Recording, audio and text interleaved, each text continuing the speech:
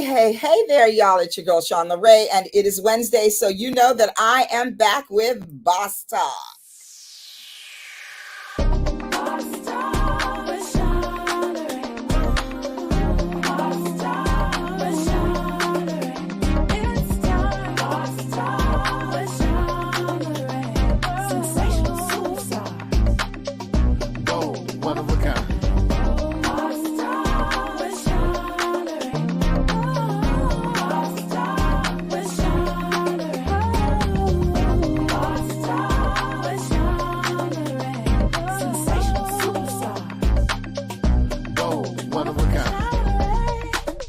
Welcome back to Boss Talk. It's your girl, Shawn LeRae, and I am here with you tonight.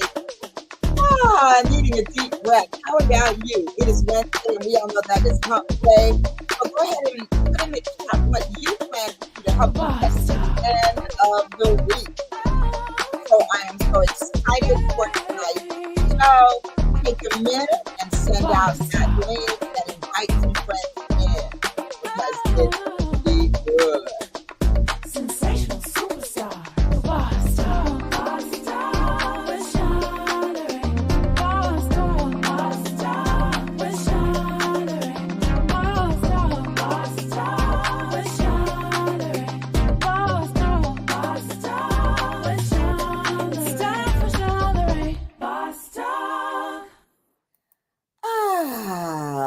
Thank you all for tuning in once again. And I am so excited for my guest, Charity. She'll be with us in just a minute. But you know what I need, Boss Talkers? Have you ever had one of those days where you were just busy, moving constantly, nonstop? And so not only were you in motion all the time, but your mental space was also being taxed and taken up.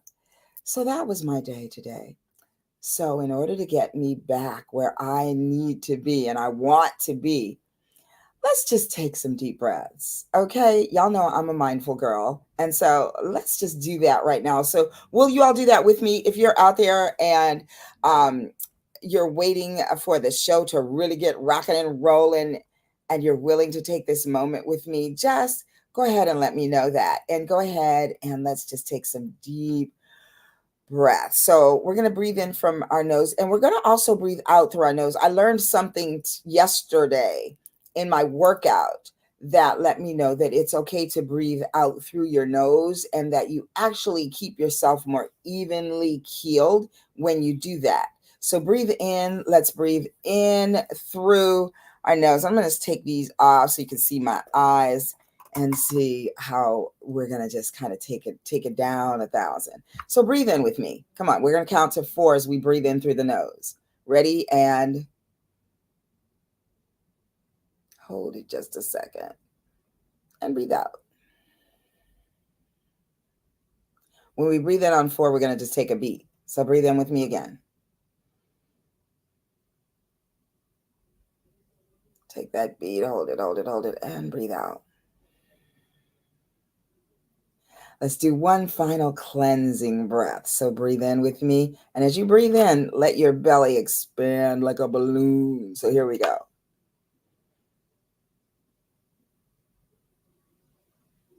And breathe out. Now shake it loose. All right. So now let's get going. I want to see who's out there today. So we're going to say, hello, Mr. Seals. He said, oh my God, I've never known your eyes to be so angelic. Aw, thank you. I appreciate that. I appreciate that indeed. So thank you. And thank you for taking some breaths with me. So you all know that it's my favorite time of year. It is the Christmas holiday time. And I just love the holiday season that we're in right now because it's festive, and y'all know I'm a happy girl and I'm a joy girl. So it's a joyous time of year, but for some people, it's just not that. And so that's why tonight, as we enter into the Christmas, Hanukkah season, and some other things that other people might be celebrating that I'm not aware of. So shout out to y'all too. But I just kind of really wanted to talk about how for everyone, this season is not a joyous season. And for those of you who know me, know that even though I am a happy girl and I love, love, love this season, um, this is a difficult time for me because I lost my husband, William Joseph, in February of 2021, but our anniversary is December. His birthday is December. My late mother-in-law's birthday is December. And so even if it weren't that that those land milestones or landmark dates are important to me and happen in this month, anytime that you lose someone, because the holidays is a time of families getting together and all of that, where special time of year and memories are made. It's difficult when you have lost someone perhaps and they're not around to celebrate with you no matter what date they left you. And then there's financial things happen and people are maybe not in the financial spaces that they want to be, and this is a season that has become quite commercial and finances are important. You want to decorate your home, you want to buy presents for people, you want to go to events to celebrate, and perhaps you're not financially savvy or solid at this time of year. And so there's so many things that can make us sad and make us not really in the most festive of seasons. And so then instead of it being happy holidays, it's an unhappy holiday for us. And sometimes depression and grief can cloud our joy. So my guest tonight is very well versed in some tips on how to cope during this time and manage those feelings that might come up with you, and just ways to make it joyous in spite of some of the sadness that you might be feeling. So if you can relate to that, just go ahead and put it in the chat and let's see. I want to say, hey, sis, back at you. That's Gigi. Thanks for tuning in tonight, my love. It's so good to see you on. Thank you. And any of you who are out there and it's your first time watching the show, then go ahead and put that in the chat so we can give you a proper welcome. So on this show, we like to have lots of audience participation, so you can ask questions of my guest or myself, and we're just going to have a little fun tonight. So I want to introduce you all to my guest, Miss Charity. So Charity Wabuki is a licensed marriage and family therapist, and she earned her master's degree in clinical psychology from Azusa Pacific University. Charity has a private practice that's based in Southern California, and she's been working in the mental health field for over 12 years. As a woman of color, Charity is passionate about breaking the mental health stigma and works with individuals who have experienced oppression, subtle or blatant discrimination and racism, or struggles with integrating into professional life as a minority. So Charity's focus is with young adults and adults addressing trauma, obsessive compulsive disorder, and related anxiety disorders, depression, life stressors, and women's challenges. Charity is an active member of her church and leads a mental health group. This group focuses on bridging the gap and normalizing mental health in the church. Ooh, amen. In addition, Charity is certified in brain spotting. Now, brain spotting, as you all know, we had John Edwards on the show, and he is the person that I actually did my brain spotting training under. And brain spotting is a brain-based psychotherapy approach that uses your field of vision to find where a person holds trauma or any negative experiences in their brain. So brain spotting produces rapid, deep, and permanent change, lasering right in on the issue and bringing up everything that's associated with trauma, anxiety, depression, relationships, etc. And it lets your brain process from the inside out, which talk therapy cannot accomplish. So Charity has also held several positions in clinical settings, both in therapeutic and management roles. She has served as the director of mental health at a co-occurring patient residential treatment center for youth, which is where I was one of her staff. She's been the program manager for a community-based substance abuse program and a clinical director at a residential treatment center for young women survivors of sex trafficking with and sexual abuse. Charity has also supervised marriage family therapist interns in multiple settings. As a therapist, Charity's goal is to provide a space for you to be authentically who you are, provide support during the hard times, ask tough questions when necessary, and work with you to find practical solutions to your challenges. There are no quick fixes, but emphasizing life skills, heightened awareness, self-awareness, and connecting deeply with yourself and others can be key in building wholeness in mind, body, and spirit. Charity's goal for her clients is to feel seen, safe, and heard in the work that she does with them and realize God's vision and purpose for your life. So, Boss Talkers, without another word from me, please welcome to Boss Talk, Charity Wabuki. Hello, Charity. Hi, Sean Lorraine. Thank you for having me and thank you for that gracious introduction. Just so excited to be having time with you tonight. Absolutely. I'm excited too. It's been way too long. And so this will be our first time at getting back together Yep. since we have since post pandemic and post working together and all those things. Yeah. Seems like a lifetime ago.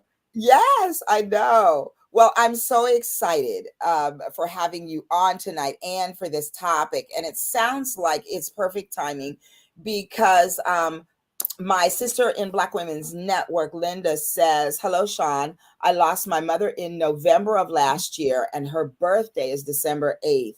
And so is my son's. So I'll be celebrating with my son. Thanks, Doc. Oh, yeah, absolutely. And my heart goes out to you for that, with that. Oh, she says, amen. I like her already. I love it. Now, You the too, boss Miss talkers, Linda. yes, absolutely. The boss talkers love my guests. So I'm really happy to have you tonight, Charity. I can't tell you. And when you and I were talking and you suggested this topic, I was especially excited for this time. So first of all, I always like to let the boss talkers know how we met. So I kind of touched on it. But actually, you and I met at San Fernando Valley Camp, right? Mm-hmm. I think that's it. And we kind of ran into each other a couple of times there.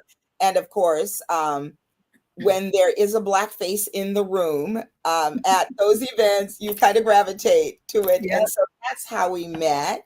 Yep. And that's also how I learned about your game that you developed for young girls, right? Yes. Sure. So since we're talking about that, why don't we tell the boss talkers a little bit about that game? Yeah, absolutely. So the game was birthed out of my time at working at that adolescent residential treatment center. And one of the things I noticed really quickly with the youth who we served, self-esteem was such a foreign concept to them. And it was something that, they really struggled with. And just real quickly, I'll share two stories that really resonated with me, which was the catalyst, for creating that game. And one of them was a youth, and at the time they were 16 and, doing the intake, I always like to ask my clients, what do you want to do with your future? And like, what do you see yourself doing? Like, what are your hopes? What are your dreams? And, this particular youth just looked at me and said, Miss, my dream is to live to see my 21st birthday. Wow. And that was like a gut punch to me. And I was like, well, tell me more. And, the history of gang in their family, their father was in the gang, uncles were in the gang, other family members were in the gang, and what their role was in the gang didn't see a possibility of life past 21. So that story like really stuck with me. And then the theme of self-esteem was just so prevalent with my youth, where I did create a game. It's called I Am, and the title's fitting because it really focuses on both self-esteem as well as positive affirmations. And positive affirmations are so key because a lot of times we don't grow up with a language where we're speaking life into ourselves, and if we're fortunate enough, and I was one of the fortunate ones where my parents did just that. Like they would always speak life, speak encouragement, speak hope over all their children. But what I learned by working at the facility, that wasn't the case for a lot of the youth. So that was a catalyst of what started the game. And it was funny because when I created that game, that was back in 2018, the first words out of my father's mouth was, okay, so when's the workbook coming? And I was like, what? So I'm like, let's just focus on the game right now, and God opened amazing venues, and it got picked up by a therapy company, and they still sell it today, but that transitioned into the workbook. So I did the workbook, and then my own growth as a therapist. So I came out in 2023, earlier this year, actually. The workbook was redone, re-released, because there's a lot that I've learned about, just self-esteem, self-worth, self-confidence, self-compassion, like the whole self-suite, is like what I like to call it. So the book was re-released with a ton of new content between 2018 and 2023. And it came out earlier this year. Oh, I love that, Charity. It's good to know that. I think that I was really excited. You were one of the first people that I knew that had done something like that, and I was really excited for that. And at the time, I was working with girls at a 6-bed group home when we first met. And so that's why I was so excited about it, because you're right. I, like you, sort of had all of the self-sweet attributes poured into me. I like that. I had them poured into me, and it was doing this work, or it's what led me to do this work, was discovering that was not the case for so many young people, and really wanting to make a shift in how people manage themselves once they have not had those things, but then have the opportunity to pour it into the little ones. And then also comes with that is helping the adults who maybe haven't had children yet heal that in themselves, so that they can have children that they are able to pour it into, and all of it. So it goes full circle. It actually does. Absolutely. So, okay. So you worked then at these facilities with youth, and then you became a director at one of the facilities that shall remain nameless, but we know it well. It's in my neighborhood. And I remember, I think I had run into you again at one of those meetings, and or was it? Oh, I know. I think I called you and asked you if you knew of any opportunities. And then you said, yes, send me your resume. And so that was the catalyst for me leaving the 6-bed that I was working at, and the timing was perfect. And then moving on and working with you there, and consequently we both left there. I left there and went to Starbucks to study, and got 25 days later, got my license. And the rest is history. We're both in private practice and doing the things we love. So I'm really excited that that's a factor in our lives too. That's really great stuff. So Gwen is here. Hello, Sister Gwen. Gwendolyn says, great topic, holiday grief in addition to death of loved ones and hopes or dreams of losses from their missing presence is grief of other losses like health or career goals. Absolutely. Good timing for this topic. Absolutely, Gwen. Thank you so much. And thanks for tuning in tonight. So Charity, what made you suggest this for our chat here tonight? Let's start with that. So the disclaimer I'm going to put out there may be some waterworks coming from these eyes. So that's my disclaimer I'm going to put out there. Gosh, so, I've always been a daddy's girl, and my family story, I mean, that's a topic for another day, but my father, rock, cheerleader, supporter, he was everything, right? And there was never, one of the things my dad would never say is, I don't know. He hated that phrase, I don't know, right? So if he didn't know, he made it part of his ongoing learning to find out. And the next time we'll meet, he'll be like, oh, okay, so, and he'll go into this huge, long dissertation. I'm like, Dad, what are you talking about? Like, that was like a week ago, But my dad was such a learner, so much so that he actually earned 2 PhDs and did amazing things with his life. But unfortunately, the one thing that is final in life is death. And he passed in 2019. And, Oh, he had ongoing chronic illness. And it was so sad because the illness that my father suffered from, it took away his mind. And so watching like one of his sharpest tools, mm, that he held, like to deteriorate over the years, that was so hard, right? mhm. And, so we knew that the end was inevitable, but so it's a matter of when and how to prolong the quality of life. Yeah. And I'll never forget it. Like you talk about like memories that are embedded in your mind, right? And I can tell you exactly where I was, what I was wearing, what I was doing when I Yeah. got the phone call from my sister, and with the words on the other end, Dad didn't make it. And in a moment, your whole entire life is turned upside down, Yeah. right? And my father, he passed out of state. And I can honestly say, because I am a therapist, that's what got me through the first 24 hours, right? Because I was like, okay, it is 1:30 in the afternoon. I had to be on a plane, by the end of the day. How am I going to do that? And I was at work when I got the phone call, right? Yeah. And, so I'd reached out to my very best friends and they're like, hey, what do you need? And, my boss was like, okay, go home. Like, well, yeah, I need to go home because I got to go catch a plane. But the minute I would start to think about the big picture, my mind couldn't handle it. So Yeah. literally it was, okay, what's the next thing I need to do? The next thing I need to do, the next thing I need to do, right? To get on the plane. And the crazy thing is, Sean Lorraine, my dad passed a week before his birthday. And 2 days earlier, I had just bought a ticket to go surprise him. Oh, So I had the ticket already bought, and the airline will remain nameless. But there was zero help. And, my friend was like, Charity, it's just money. Just do what you got to do. Right. Because I was like, okay, it shouldn't be that hard. My flight is hey, for next week. I just need an earlier flight to get on a flight tonight. And like I said, it was a mess. Right. But so that mentality of staying present in the moment, right? And because the minute I would let my mind even try to comprehend, my mhm. father's no longer on this earth, and how on earth am I going to continue moving forward with my life?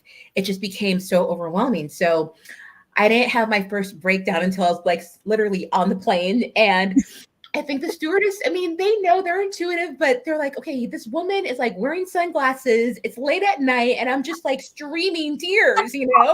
So bless her heart, she brought me a little cocktail. She's like, I think you need this. And I'm like, thank Yeah. you. So,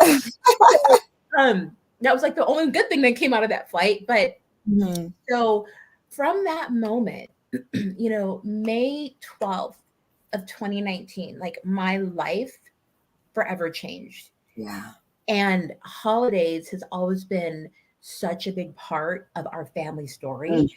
And my father, as I referenced, that he was a cheerleader, like he celebrated and celebrated life, the birthdays, the accomplishments, my gain, even passing my test. And I remember when I passed the licensure test and I called him, he's like, so how soon are you going to be over here for lunch? He's like, I want to take you out for lunch, and celebrating birthdays and the whole nine.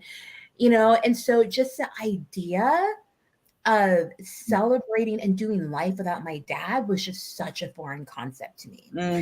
And Mhm. before then, I thought I kind of knew it because I Oh, worked with yeah. clients, that have experienced grief and loss, but it's different Oh, when yes. you have experienced it. And it Absolutely. creates a different level of sensitivity, a different level of compassion, Mhm. ability to meet my clients where they're at. So, when you reached out to me, I'm like, yes, holidays, because like you said, it symbolizes so many different things for people and for individuals. Yes, you lost your husband, and I lost my dad, and holidays just never sit the same anymore. And there's Yeah. so many different emotions that come through that. So So I just true. wanted to bless people and talk with people, like if they're in that situation, just to share some things that have helped me, with the hope and the desire that it also helps them as well with wherever they're at in this journey. Yeah. Charity, thank you so much. And thank you for sharing that story. And I wasn't aware that you had lost your dad in 2019 in May. And we often, when we do connect. We often find that our stories are very parallel. We have Mhm. found that in our connection. And I think even in this, I lost my father in 2018, April 4th. Wow. And like you, I too remember the exact moment, the Yeah. date, where I was. And I just want to shout out my sister here, Dr. Daphne Burleson. Dr. Daphne, mwah, warm hugs for you. Because my sister here recently lost her mother. And so I know that this is definitely a topic that she will resonate with, and is probably grateful that you're here and doing this. So thank you for that. Mr. Seals says this is a heartfelt story about a marvelous man and a daddy's girls love. Absolutely. And Charity, I too was daddy's girl, and very much, I often talk about how my parents both were my cheerleaders. And I recently found some photographs, and well, I didn't find them. My cousin found them, and I am just so warmed by them. First of all, my mama looks exactly like me. I look exactly like her. So it's like looking in the mirror, and I Yeah. sent it to people, and they've been like, "Who's the guy you're with?" My daddy. So yes. So let's see what Dr. Daphne says. She says Thanksgiving and Christmas are major triggers for many people. Why do people pour so much into these two holidays? How can we shift the pressure? Ooh, that's a good one. From these two holidays. Charity, take it away. I'll leave that up so you can catch every bit of it. There you Awesome. go. Thank you. Such a great question, and I think part of why there's so much pressure is just because of just how society presents holidays. Yeah. And there's always these either enforced expectations, or in social media doesn't help, like I love the Hallmark Christmas channel, and I watch a ton of those movies, but that can be really hard, like for people that are really struggling, and to see like that picture perfect family and the season and all that kind of stuff, right? But I think that people pour a lot into these holidays because that's what society has programmed us to do with these holidays, right? And Yes. then yes, there's also like the religious undertones, because especially for Christmas or the holiday season, a lot of religions are in some way, shape, or form like connected to those, right? So that's also additional pressure as well. But Right. I will say this in response to how can we shift the pressure from these two holidays and what's worked for me is, number one, allowing myself to feel whatever it is that I'm feeling, Yes. and asking myself, what is it that I'm needing? And Mm, sometimes that good. question is on a daily, right? Sometimes that question just might be in general. Like when I'm thinking about, as I'm approaching the holiday seasons, what is it that I'm needing? How do I Mhm. want to show up this holiday? Yeah. Can I give myself permission to sometimes say no, or to say yes? And that was a really hard thing as well, like saying yes to start celebrating the holidays again. And, Mhm. because the rest of my family that's alive, we're pretty spread out throughout the United States. And, I'm here in California. My mom's not in California. And, so 2 years ago, a really close family friend, they're like, hey, you're coming to our house for Christmas. And in the back of my mind, I'm like, no, I'm not. Like, it felt so weird to me, and thank God, my friend knew me well enough to be like, no, I know what you're doing. And yes, you're coming. It's Mm, already a done thing, because I was coming out with all the excuses in the book. And what I realized in this moment, and like what God had shown me as Charity, allow people to love on you, you know? yes, And definitely. as a daddy's girl, like the void is there will be a forever void. But Mhm. one of the things that God has been so good, like he has brought godly men, non-romantic, Mm, men in my life to fill in that gap of being a father figure. yeah. And this was one of the men that God just was amazing how everything was orchestrated, Mhm. and so being able to share Christmas with him and his family, and he has a lovely family, wife, 3 kids and whatnot. And, Mhm. but part of it, when it talks about how do we shift the pressure, really allow and yourself to honor what it is that you need in the holidays. Yes. Yes. Now I love that. And I think that it of course is different for different people. But when Mhm. you think about knowing, kind of tapping in to what you need, Yeah. can you suggest ways that people can even discover what that need is? Yes. Because I know for me, and I think, like, well, let me back up. I think your friend was really good at showing that, because they knew what you needed even when you didn't. Because the Exactly. tendency in all that sadness, whether it's grief or just straight depression or Mhm. whatever the feelings are, they're sad, they're melancholy, they're all those things. And the thing is isolate, to pull back, Mhm. and to not engage and all of that. So your friends knew, Yeah. oh, let me help old girl. She don't know Yeah. what she's doing, but let me help. And I can definitely say that my friends were there for me in both instances. Most recently, when I lost my William Joseph, it was that even for my birthday, which you said your dad passed just before his birthday. Well, William Joseph passed just before my birthday. Mm. Another holiday, so to speak, that was Yeah. very near and dear to me, which was Valentine's Day. Yeah.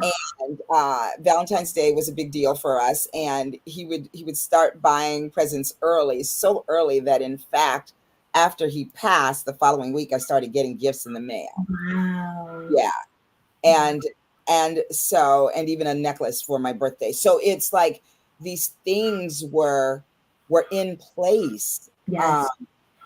But my friends knew that I wanted to kind of just relish in those things and isolate them out. And so they tricked me. And they thought I thought we were going to dinner, and I was like, yeah, we're gonna go to dinner, and I was trying to get ready. The hair wasn't working. I went and got my nails done, burst into tears there because the last time I had been there had been a year before, uh, Mhm. pre-pandemic, on my birthday, the Mhm. 21st of February, to get my nails done with William Joseph. And so they asked about him, and I lost it sitting there and go Mhm. home. And someone that you and I both know called me, and she was like, what are you doing? I'm in the chair, actually. She's like, what are you doing? And I said, oh, I'm just sitting here. I'm getting my nails. And she's like, well, what are you doing for your birthday? And I said, oh, I think the girls are taking me out. She says, oh, well, I just wanted to make sure you weren't going to be alone on that day. And give me your address. I have a package for you. And I said, oh, I'll text it to you. She's like, no, just give it to me. I'm ready. I'll take it down. I said, okay. I gave it to her. I get home. The day before I had gotten my hair done, I came back from shopping. The hair was flat. I woke up the next morning. It was completely, there was no indication that I had been to a salon. Mhm. But I literally pulled in my gate and drove right back out and went to the what do you call it? Uh to the beauty supply and got a ponytail. So I'm there trying to put this ponytail together, and the doorbell rings, and I go downstairs and I'm like, who is it? It was like, who is it? And it was like, ma'am, your package is here. And I opened the door, and it was Brittany. Wow. And she said, hey, I just had to lay eyes on you. And so I Yeah. think they'll mind if I go out with y'all. And I was like, no, I'll call. So I Yeah. called Chantel and I said, hey, Brittany wants Yeah. to know, can she go? She's like, yeah, she can come. And then she says, give Brittany my number, tell her to call me. So I did. A few minutes later, Brittany says, can I come up? And I said, yeah. So she came up and just took over. I was wearing a black jumpsuit. She's like, this is not giving me birthday girl. She said something else out of the closet. It was something that William Joseph had purchased for me. I had never worn. So I Yeah. put that on. She laid that hair. Chantel came. They chatted. And then she's like, hurry up, hurry up. And I come downstairs and she said, now, we're running late and we missed our reservation. And I'm like, secretly, I'm like, yay. And she says, but your girl, I always have a plan B. Are you ready for plan B? I said, yes. She said, close your eyes. I closed my eyes. She turned me around. I heard my back patio door open. I step out onto the patio. 8 of my girls are there, and there's a whole Wow. people. Wow. And that is just what I needed. I didn't need to be out and Yeah. about and all of Yes. that. And so I think that people's anticipation of Mhm. your needs is a huge safe Yes. feeling. Yeah. And so if you're out there and you have friends who might be experiencing this sadness, this loss, and you're not, it's not necessarily you can be the Yes. person they need. You can show that thing that they need, and really anticipate, because a lot of times we don't know what we need or want, Yeah. right? Let's see what they're saying out here. Gwendolyn says, what I have learned about loss in my life is God has answered prayer to be present and strengthen me to do the business of loss. Then Yes. you must. I lost Yes. a hero dad in 2019 too. Yeah. Mhm. Oh, yeah. So Yeah. we all have some similar Yeah. dates and times. Oh, yep. You look like your mom. My mom's. I really do. I really do. Let's see what William Still said. He said, this is a very spiritual talk about how we pivot from grief to happiness of love one's lost during holidays. Absolutely. Daphne says, grieving during the holidays can be especially challenging. It's okay to acknowledge and feel your emotions. Create Mhm. traditions, honor the memory, surround yourself with family and friends. I love So that. good. I love So that. good. Gigi, I remember the day well.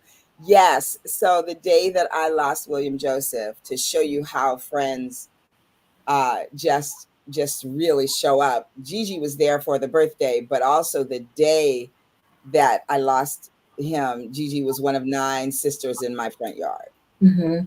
And I was day 16 of COVID myself. Hmm. These women started trickling in as the word got around, Yeah. and they were Yes. there in that very special way. And so I think that really speaks to just opening up about what you need, and allowing people to be present, and walk through things Absolutely. with you. Absolutely. We have, let's see, who's this? Oh, that was Sora Rhonda, by the way, that just said that. I think she said, yes, I'm sorry, Sora. That was Sora Rhonda there. Thanks for tuning in. And Brother Alan, enjoy the blessings of life. Serve to overcome the grief and keep your faith. Mhm. Faith makes the difficult time less painful. Absolutely. Absolutely. Thank you guys. Thank you so much Absolutely. for sharing that. So, Yeah. Charity, you know, what other ideas and thoughts do you give around managing Mhm. days? I mean, the guests have had some ideas, but Mhm. things that you as a therapist even share Yeah. with your clients. All of the things that that everyone's writing in, so spot on. And it kind of brings me to this other point where there is no one way to grieve. Mm, And grief is such a complicated, yeah. messy emotion, Yes. right? And so many times, clients will say, okay, but when is it going to be all done? When will I be done grieving? Right. Yeah. And the reality is, once you've lost a loved one, grief is forever part of your journey, but it doesn't have to define your life, right? Oh, yes. That is good. Say that one again. Go ahead. Repeat that, please.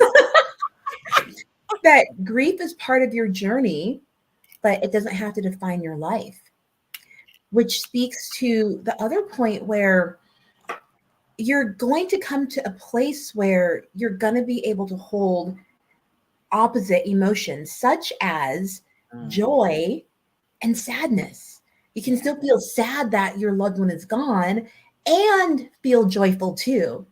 And Mhm. that is such a foreign concept for people because they feel if it's guilt that I'm feeling joyful, guilt that I'm starting to move on, but no, like that is a thing about grief. Like there's so many emotions that course through. And, you Yes. know, I refer to them as like the death anniversaries, like what you had alluded to Mm, earlier, like your birthday, the anniversary of your loved ones, holidays, like oh, all of those annual events that we live through, right? And especially the firsts. I remember like my first Christmas, it was so mm, hard. I'm like, oh my gosh, because we had our family traditions, and my dad loved to yeah. cook. And I'm like, Yeah. wait a minute, like we're not eating this, and like what's happening. And I Mm. remember like years ago, like one of my fond memories of my dad is like cooking with him in the kitchen. And when he finally started to give us the recipes, because a lot of his recipes were dad inspired, so he had them in his head and he would Oh, finally yeah. write them down. And, so I remember like the first year I made his annual Christmas dessert, and there's so many emotions going on. It's like I wanted to get it right, but I was also sad and, Yeah. all of those things. And like when I presented it, at dinner and like everyone was eating it up, there's such a feeling of pride and happiness and honoring and remembrance. And so I share that like when my clients understand that there's no one way to grieve. And Yeah. grief is so complicated, it's messy, but the thing to hold on to is it's okay to experience opposite emotions at the same time. Yes. I love that idea. I love that. It's funny, Charity, when you said that the cooking and that. I remember even years ago losing my grandma. And I'm not the cook. I'm the girl that was in the kitchen with a pout on my face, like, and my grandmother would say, "Take that old face outside," and I would dash out that door before she could possibly change her mind. And so I never learned to cook all the Yeah. recipes, but growing up and moving away from home and being in New York at the time, and I remember I would call grandma and say, "Now, grandma, she'd stay on the phone with me. Now, how do I do it? What to do next? And okay, how Mhm. much is that? Okay, good." And we would do that over the phone. And then I remember after she passed, I remember picking up the phone, like you literally picking up the phone and going, "Oh," and then just crying because Yeah. I couldn't make that call. So Yes. there's so many processes and so many things that we have grown accustomed to that we know are that we just know we know. And then Mhm. it shifts and Yeah. like, whoa, what is next? And so I love that that you did take over and start doing some of his recipes and that sort of thing. And it's really hard when people are big presences, when their human beingness is just so huge and takes up so much space in us. Mhm. But I think if we look at that and also look at bits and pieces of them are still with us because they were so Mhm. big and grand and joyous, and so many things were there for them to leave behind, and the recipes and the sayings. I know I often speak in grandmotherese, I call it, and I'll speak the things that my grandmother used to say, you Yes. know, Absolutely. and that's beautiful. Yeah, I just want to reiterate that the quote that I love that you said is that grief can be a part of your journey, but it doesn't have to define your life. It's okay to have joy. And Charity, I said, in losing William Joseph, I said that I was going to honor his life with my own. And Yes. he was pure joy. And Yeah. so I get to share that joy. Now, Yeah. we have a question from a familiar, dear, sweet friend who I'm so happy to see you, Paloma. Mama, congratulations on your little one. I saw a beautiful picture of him on Facebook just the other day. So Paloma says, speaking of shifting the pressure, how can I help with feeling guilty of where my partner and I spend holidays? Ooh, that's a good one. After Mhm. becoming a mom, this is the first year I no longer live close to parents due to my partner's job. He will most likely be working the holidays and has said it's okay to go home to my parents, but I feel guilty leaving him alone, although I know he won't be home at all. I know Mm. it's that complicated too, right, Paloma? I love that. So, Charity, help us with that one. Yeah. So first of all, Paloma, I get what you're saying, and that, like I said, that feeling of guilt, because we feel like we should be doing something, we should be celebrating the holidays in a certain kind of way. But the beautiful thing is you get to create and start new traditions with your husband, Mm, whatever that looks like, right? And if it's celebrating before, celebrating after, and that's part of the joy when, at least for me, like when you talk about moving forward, like, what do I want to do? How do I want to start approaching the holidays? Yes, there's things that and traditions that my family did and things that are near and dear to me with what my dad did, but it's part of being able to move forward is creating those new traditions, creating those new memories. When you mm, really think about what is the purpose of gathering, right? So even if you're not able to gather, like if it's Christmas Eve or Christmas Day, Is there an opportunity sometime near the holidays where you will be able to gather with your husband and your daughter, or Mhm. whoever else you want? And that's okay. It kind of goes back to what I was sharing earlier. What is it that you're needing, right? And Mhm. to really figure out how do we want to spend the holidays? What's important to us, right? Mhm. Because sure, presents are great and food is great and whatnot. But when you look back on your holidays, what is it that you want to remember? Yes, I love that. I love that. Thank you. That is a really good one. And Paloma, maybe starting, your traditions that your little one will be able to pass on in time and those kinds of things. I think that's really great advice, Charity. And maybe being able to, because I know that there were certain times like we would spend Christmas Eve with this family member. Mhm, And then Christmas Day was always grandma's house. And mhm. so I would get to after I got over believing in Santa and milked it for those last 2 years when I still wanted to get the goodies, right? But then, my family was tiny. It was three of us, me, mommy, and daddy. And so we would open one thing. All of us would open one thing on Christmas Eve in terms of presents. And Mhm, then we would go to grandma's house and we would mhm. open everything in the morning and then go to grandma's house for dinner around lunchtime. And, because I would get up at 6 o'clock in the morning. And Yeah. then, so those things were things that we did. And as time went on, too, going to an out of town relative before or after the holidays, like spending Mm, the between Christmas and New mhm. Year. That's a way to incorporate still bringing in the family. And of course now you have the dueling grandparents that you're going to be dealing with too, Paloma, as they start to as your little bundle starts to grow. Let's see. Blessings to all calling in from Texas. Oh, so you've Mm, already gone for the holidays, Miss Daphne, Miss Doctor. I love that. And also, uh, weighing in from Texas is my girl Chantel Denise. She says, "Yes, ma'am. I love that advice. Create new traditions. What do I want? That's healthy and wise. Absolutely. I agree. I agree. That's so good. Well, my that's gosh, this time is going by so quickly. wow.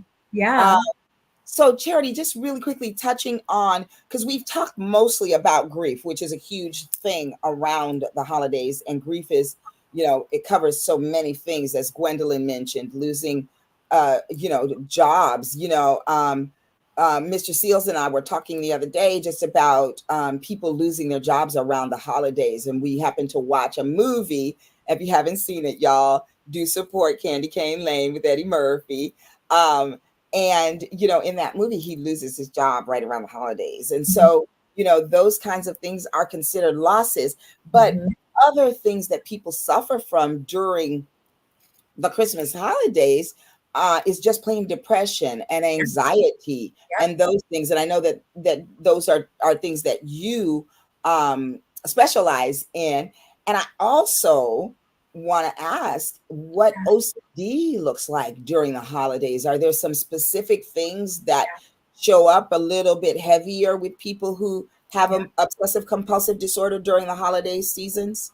It varies, Sean Murray, because the OCD sub themes are so particular and so specific, right? Hmm. But they definitely can cross over.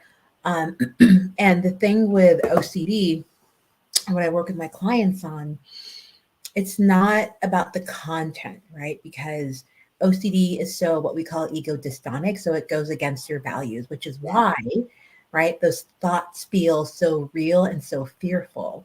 And Mhm. one of the um, core principles when you're treating OCD is not to engage with that content to try to satisfy it. And Mm. really leads into the principle of uncertainty, which I know this is a complete side tangent, but I just want to share this real quick because during the pandemic, now that studies are starting to come out, Yeah. individuals that had been in OCD treatment were faring better than people who were not in OCD treatment. And here's why, because OCD is all about uncertainty.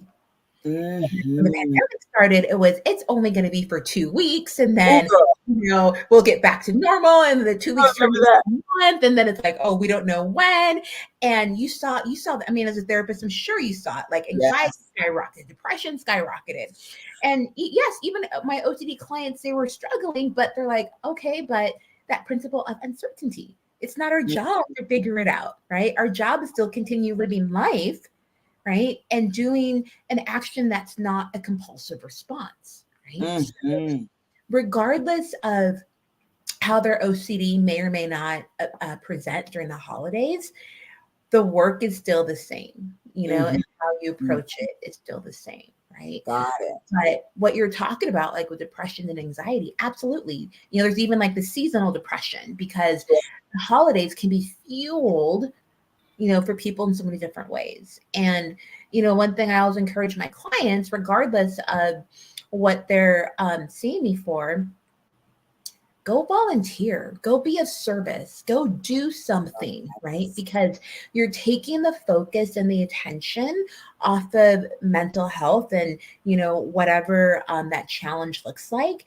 Yeah. And being of service or doing random acts of kindness, it Oh, I love that. fundamentally starts shifting something in the brain and the mind where it's like, oh, no, Mhm. it's not the magic cure. It's not going to cure depression or Right, anxiety. right. Doing actions such as that. And even for people that are struggling with grief and don't know how to make it through the holidays, if you're able, try and challenge yourself a little bit. Can I be of service somewhere? And Yeah. just see what happens. I love that. I really love that because then you shift yourself from being inward focused Mhm. to outward focused and into giving and there are studies that show that when we give, we get a certain rush that Yeah. actually can help fuel Yeah. feelings that are good, Yeah. good feelings and joy and that kind of thing. So I love that.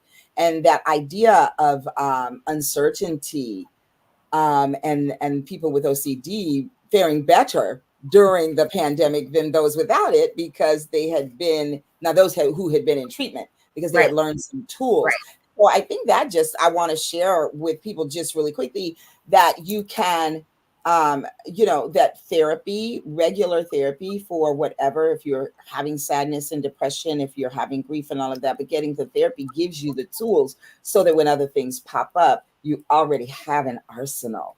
And Yep. that is something that I think that, I just want to say that as people of color, as you and I are advocates for erasing that stigma around mental health treatment, that here are some of the good things that come out of that, y'all, is just having a toolbox that you Mhm. can sort of reach into. And so, and then Charity, I know that you know that you're a God girl, like I'm a God girl, and there are many therapists that are. And so, for those of you who are out there who may think that, you're cheating on God if you go to therapy, because I've had people say that to me, my go-to saying is God made therapists too, y'all.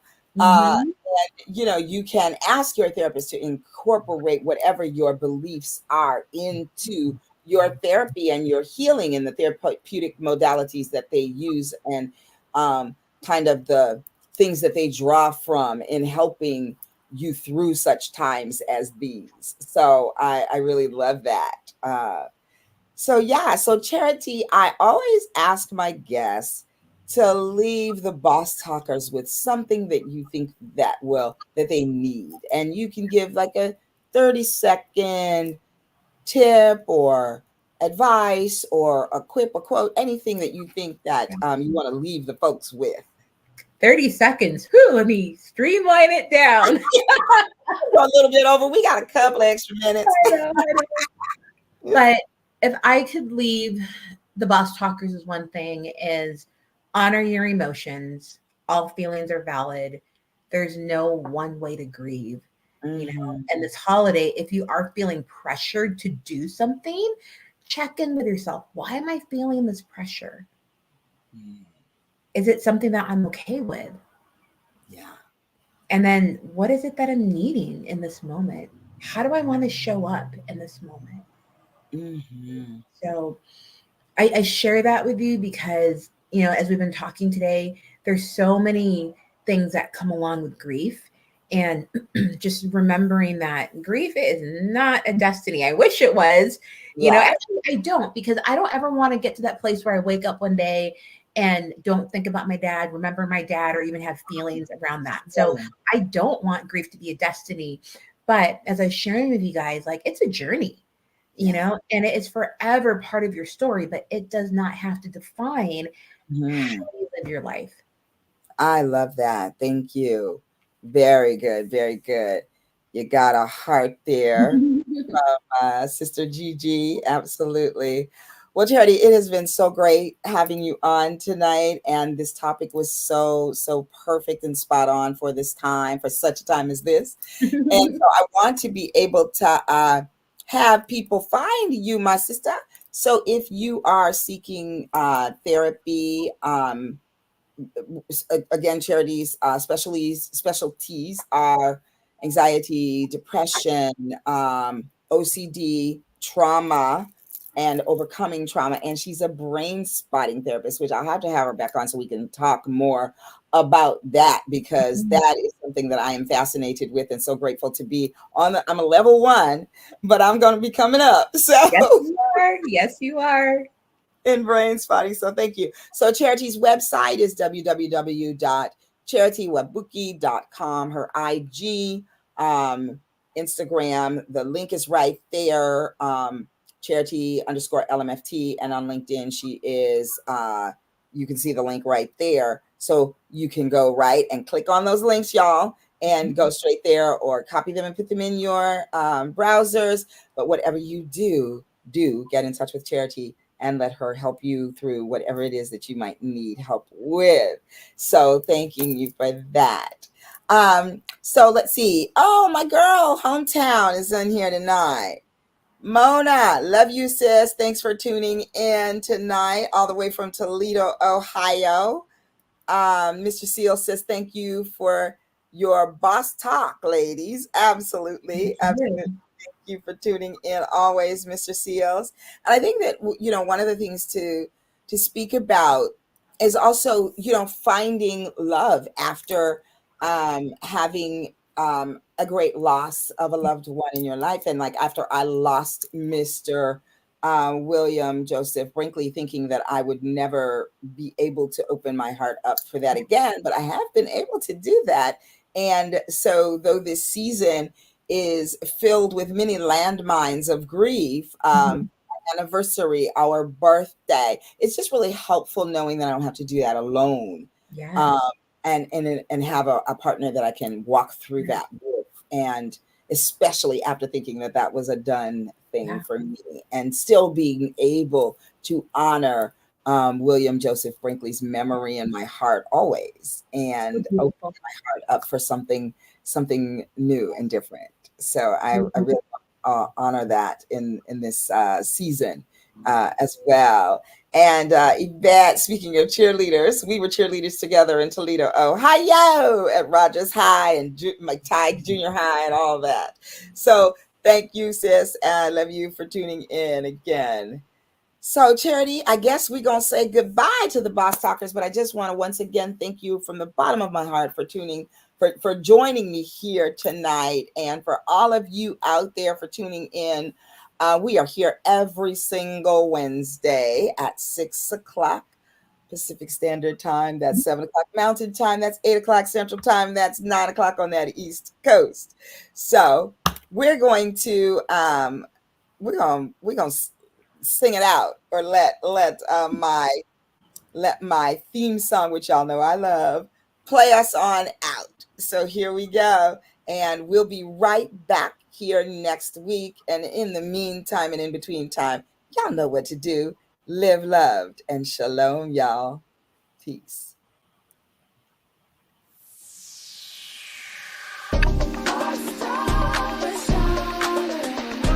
Jam out there.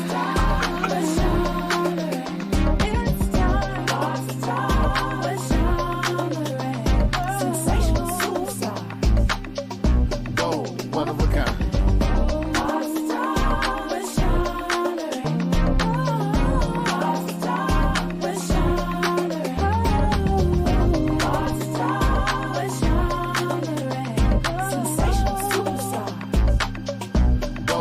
of a kind.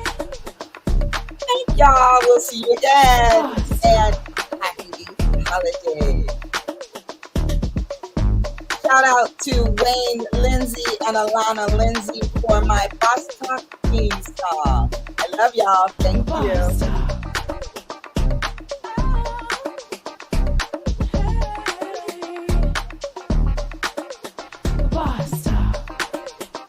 Thanks, Linda.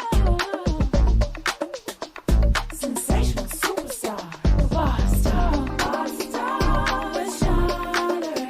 Boss talk, boss talk. We're shining. Boss talk, boss talk. We're shining. Boss talk, boss talk. We're shining. It's time for shining. Boss talk. Night.